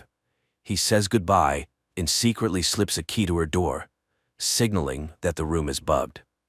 Magnus tells the doctor he also saw Joe in the dark. Parallel.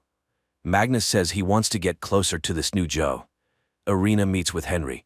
He recalls her flight when she returned alive and unharmed, but years later he learned that Irina died in a space accident. She convinces him they both survived such accidents but returned, though they always felt another person nearby. Henry suddenly declares he's not Henry. He disappeared and won't return. He's the person who won the Nobel Prize. That night, Joe escapes her room, goes to the next room, and sees two identical old men. She returns to her room. The next day, Paul's daughter discusses a strange feeling with Alice. The girl feels her father's presence. Alice confesses that her mom is also halfway not here. In the parallel reality, Paul's daughter is puzzled by her father's strange behavior, who went to see a crazy old man and got shot. In both realities, Alice finishes talking to her friend and gets out of the closet. One asks her father to take her to mom in the hospital and pulls out a tape recorder. The other packs the deceased Joe's things and also finds a tape recorder. The girls simultaneously turn them on. When Joe in the hospital starts playing, they connect with each other. Later, the second Alice tells her father there's another Alice and promises she won't search for mom anymore. The prosecutor reports the complete identity of all tests, confirming that Pat and Henry are the same person, and presses charges. Sometime later, Irina comes to Joe, announcing there's only one person in the next room, the first one in space. She advises Joe to take the pills and return to life. She has a daughter and will have another child. She advises Joe to reconcile and move on. Later, Magnus and Alice arrive at the clinic. The girl talks about the other Alice and also advises her mother to accept what happened. She needs a mother, and Joe needs a daughter. So they will move on. Later, Joe shows Magnus their daughter's drawing, admitting she tries to be rational. She will return home and move on. They will have this child. Irina writes a letter admitting that since her flight, she has hidden the fact that space drives people crazy. She asks everyone who has experienced this to report it to her. At the clinic, Paul regains consciousness, unable to understand what he saw and experienced. Magnus takes Joe home, admitting she doesn't look like his wife. But they love each other and want to be a family. Irina says goodbye to Alice, admitting she has a second name, Valya. Meanwhile, on the orbiting ISS, Joe's mutilated body suddenly comes to life and catches a photo of herself with her daughter. This is where the first season ends.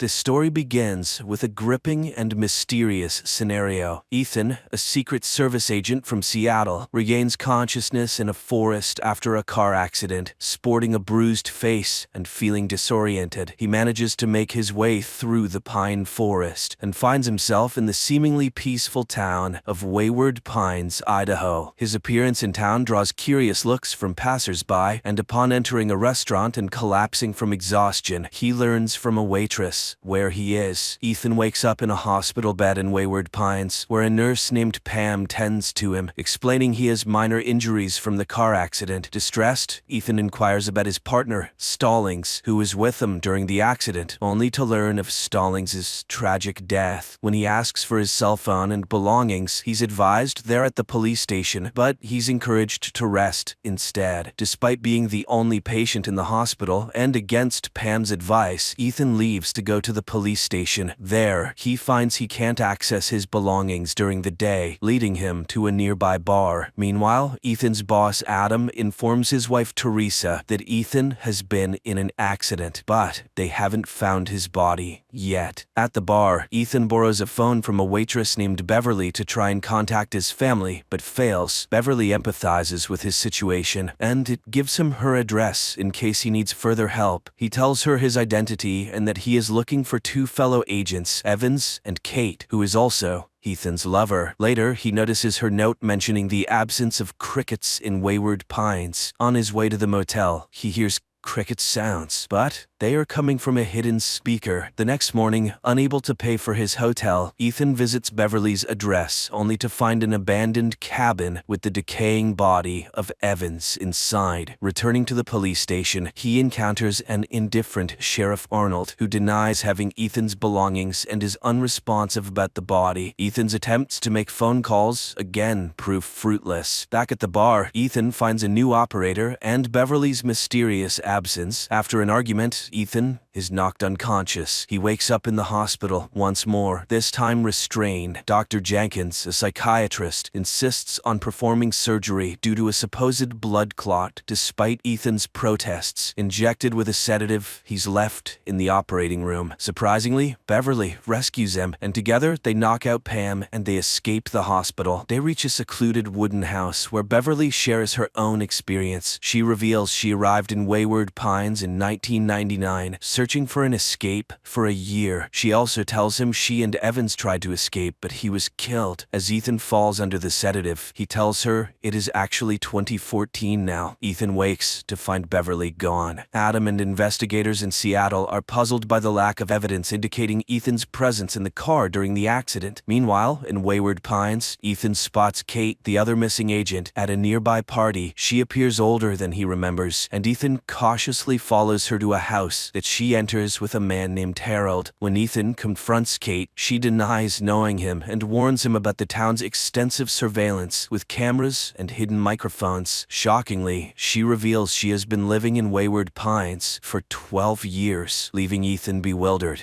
and alarmed. Determined to escape, Ethan steals a parked car, but his attempt to leave Wayward Pines is unsuccessful as he finds himself inexplicably back in town. Frustrated, he tries to flee on foot, only to be stopped by a massive electrified wall surrounding the town. Sheriff Arnold confronts him for the car theft and dismisses his claims of being a Secret Service agent. The next day, Ethan returns to the cabin where he found his colleague's body, still undisturbed. He discovers a mysterious notebook in his friend's boot, but is interrupted by Arnold, who arrives with a gun, claiming a forensic team is coming. Ethan is forced to leave and heads back to the hotel. At the bar, he unexpectedly encounters Beverly again. She covertly arranges a secret meeting and gives him money, hinting at a plan involving Evans's notebook. Using the money, Ethan visits a cafe and manages to call the Secret Service, only to realize the operator is an imposter. He becomes suspicious when the cashier hastily takes the banknote from him. Later, Ethan tries to connect with Kate at the toy store where she works. Despite his efforts, Kate remains distant and secretive, adhering to the town's strict rules against discussing the past. Ethan's confusion deepens when he visits Evans's home, where Evans's wife denies knowing him and claims she witnessed her husband's suicide. Seeking answers, Ethan confronts Arnold, who instructs him to stay at the hotel and informs him that Evans's body has been sent to the morgue. At the morgue, Ethan retrieves the notebook from Evans's clothes. In a startling turn, Ethan sees his wife, Teresa, and son, Ben, being brought into the hospital on stretchers, but he can't find them anywhere. Dr. Jenkins warns Ethan that his condition is deteriorating and insists he needs surgery immediately. Back in Seattle, Teresa grows increasingly anxious about Ethan's whereabouts, with their son Ben suspecting Ethan might have run away with Kate. When she contacts Adam for information, he assures her of his efforts, but explains that the details are confidential, deepening the mystery and concern for Ethan's fate. night, the tension escalates as Ethan continues to unravel the mysteries of the town. He meets Beverly at their agreed location in Pine Forest, where she reveals that a tracking device has been implanted in him. Together, they remove the device in a secluded stone house. Beverly also shares the harrowing truth that Sheriff Arnold publicly executed Evans as a warning to the town. Ethan later meets Kate again, and despite his reservations, accepts an invitation to dinner at her house with Beverly. Anticipating surveillance, he cleverly leaves the tracking chip on his hotel bed and sets out to find a package hidden in the pine forest, as indicated by a map inside Evans's belongings. After successfully retrieving the package, Ethan observes Arnold firing a gunshot from a distance at Kate's house. While Beverly nervously remains at the dining table, Ethan searches the bathroom for surveillance devices. Beverly inadvertently mentions her daughter, a violation of the town's strict rules. Realizing her mistake, she excuses herself, leading to a tense situation as all the phones in the town ring simultaneously, signaling their exposure. Ethan and Beverly hastily leave, evading the crowd, now alerted to their actions. In the cemetery, Ethan instructs Beverly to retrieve the agent's package while he draws the crowd away. However, Beverly is captured by the townspeople. Ethan, hiding in a nearby house, witnesses a chilling scene where Beverly is dragged onto a stage before an excited crowd. Arnold incites the crowd to punish Beverly for her attempt to escape, and she is brutally executed in front of the onlookers, including Ethan. Meanwhile, Ethan's wife Teresa and their son Ben travel to Idaho to investigate Ethan's disappearance. They arrive at the Secret Service field headquarters in Boise, Idaho, where Ethan was last reported. While there, Teresa uncovers a lead to Wayward Pines. As Teresa and Ben near the town, they are pulled over by Sheriff Pope, who sabotages their car under the guise of fixing an oil leak. The following morning, Ethan stumbles upon a truck loaded with supplies, indicating a connection to the outside world. He hides in the truck's cargo hold, eventually emerging in a well-lit warehouse filled with workers and abandoned vehicles, including one that belongs to his wife, Teresa. Inside Teresa's car, he discovers personal items belonging to her and Ben, adding to his desperation and confusion about his family's whereabouts and safety. The plot takes a dramatic turn as Ethan's situation grows increasingly mysterious. As Ethan explores the warehouse, Sheriff Arnold suddenly appears, attacking him with a sedative. Ethan loses consciousness and later wakes up in a hospital bed. The nurse there informs him that his wife Teresa and son Ben have been brought to Wayward Pines and are now living in Beverly's former house. Despite his disbelief, Ethan goes to visit his family, feeling a mix of relief and apprehension about their safety in the town. He cautions Teresa against wandering or communicating with anyone, even over the phone. Aware of the town's oppressive surveillance, Ethan then confronts Arnold and Nurse Pam at the police station, demanding to know why his family was brought to Wayward Pines. Arnold insists it's for their happiness, but Ethan, unconvinced and furious, presses for more answers. Their heated exchange is interrupted by a mysterious phone call, hinting that Arnold is merely a pawn in a larger scheme controlled by an unknown mastermind. Outside the police station, Ethan encounters Dr. Jenkins, who advises him to abandon any thoughts of escape. Ethan, however, firmly states he doesn't belong in Wayward Pines. Seeking more insight, Ethan meets with Kate in the pine forest, away from the prying eyes of surveillance cameras. However, Ben follows his father and witnesses the meeting, prompting him to rush home and inform Teresa. Kate explains to Ethan that after spending 12 years in Wayward Pines, she has resigned herself to the town's rules as the only means of survival. Upon returning home, Ethan is shocked to find his family missing, with only Teresa's wedding ring left behind. Frantically searching for them, he discovers them near the isolation wall, where Arnold is threatening them with a gun. In a tense confrontation, Ethan struggles with Arnold, and Ben intervenes by hitting Arnold with a car. As Arnold lays dying, he cryptically warns Ethan that the truth is far worse than he can imagine. Ethan, taking the key to the isolation wall, opens the gate, only for a strange figure to snatch Arnold's body, accompanied by a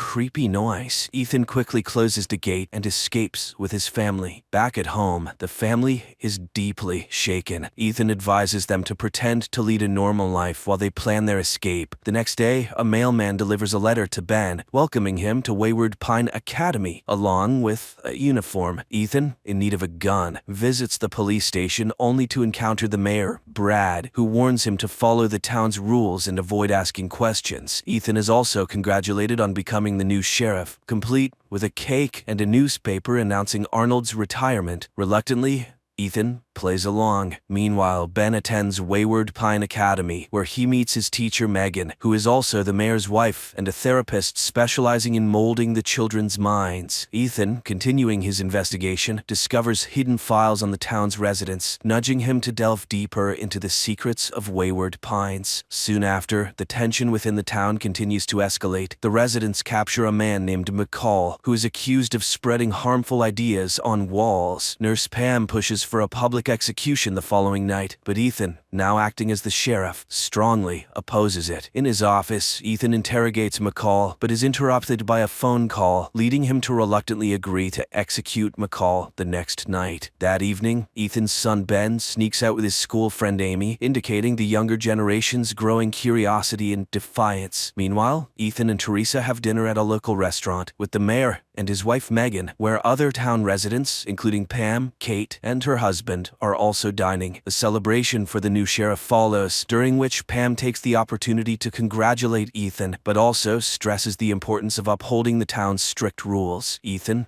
feeling the weight of his new role, publicly declares his commitment to rooting out true evil in Wayward Pines. After the dinner, Ethan asks Teresa to return home, while he attempts to secretly help McCall escape from the cell. However, McCall suggests they head towards the isolation wall instead. At a cliff near the wall, McCall reflects on its purpose, whether it's meant to keep the residents in, or something from the outside out. In a moment of desperation, McCall embraces Ethan and then runs into the electrified wall, sacrificing himself in a bid for freedom. Teresa, meanwhile, receives a letter stating she can now work at the Wayward Pines Realty Associates, McCall's previous workplace. Ethan, determined to leave Wayward Pines, packs weapons and successfully climbs the cliff. However, he soon realizes he's being watched by a strange figure. As night falls, a dark shadow attacks him, injuring his arm. Despite firing his gun, Ethan is unable to fend off the swift creature. The next morning, Ethan prepares to navigate the pine forest, hoping to find help from the nearest city. In the town, Ben finds his new school unsettlingly perfect. While Teresa starts her new job at the realty office, she's assigned to assist a new resident, Wayne, who appears confused and disoriented. Sensing a shared experience, Teresa offers her help and discreetly inquires about his past. However, their conversation is interrupted by Pam. Later, Teresa takes Wayne to a house under the guise of giving a tour. Using the noise of a dryer as cover, she warns him about the surveillance in Wayward Pines. She learns from Wayne that he remembers waking up in a chamber, surrounded by others in a similar situation. Meanwhile, Ben and two new students are called to a closed, all-white room for orientation. Megan, the teacher and mayor's wife, begins the session, hinting that they are about to learn the hidden truths of Wayward Pines. Teacher Megan reveals a disturbing image of a hairless, monstrous humanoid creature evolved from humans in a dominant predator known as Abby, short for an aberrant. She explains that these creatures, Abbies, travel in herds, with the lunch break offering the students a brief respite to process this revelation. The session resumes. Each student receives an ancient coin dated 2095, leading teacher Morgan to reveal a startling fact. The current year is not 2014, as they believed, but 4028. She explains that their supposed accidents were actually deliberate selections to bring them to Wayward Pines. The residents, including the students, have been in hibernation chambers for over 2 millennia, chosen by the program's creator, David, who Megan says is always watching over them, though they will never meet him. Ethan, feeling a constant sense of surveillance, ventures into the woods. He cleverly uses an animal carcass to mask his scent and observes the Abbies. His journey through the pine forest leads him to the ruins of human civilization, confirming Teacher Megan's revelations. Unexpectedly, he encounters a helicopter and meets Dr. Jenkins, who reveals himself as David, the architect of Wayward Pines. David urges Ethan to return to town promptly. My friends, the continuation of the story is now on the screen in front of you.